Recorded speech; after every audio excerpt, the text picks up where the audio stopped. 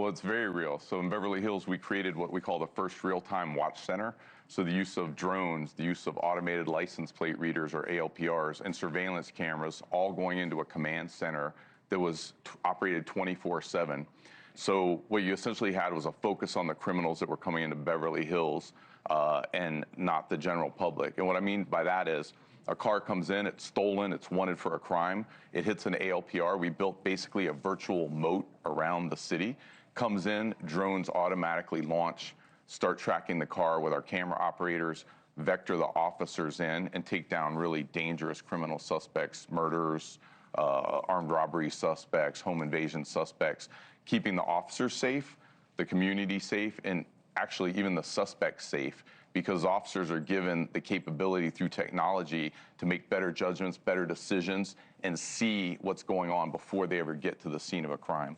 Sounds like we need an update on Beverly Hills Cop, the movie. Yeah, I know, right? Based on all this new technology. What's Eddie Murphy doing? You know, he's like walking around fighting with a drone.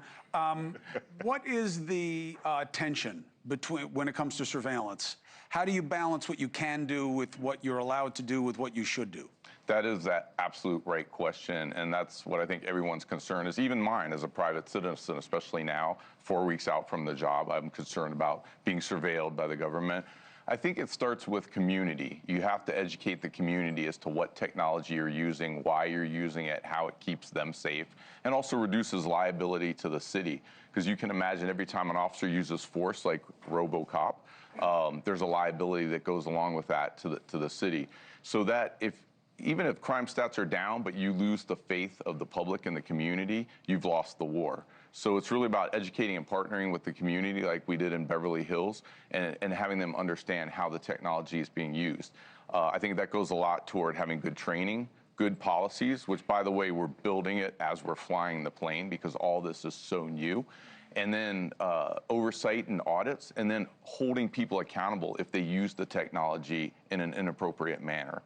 And that's very, very important. The scary thing is you have the technological and the surveillance aspect, but Madison, something that you'll see in the area of investment and who wants to put money into this is that you get this tension of creating robots like in the movie that can do things that we can't.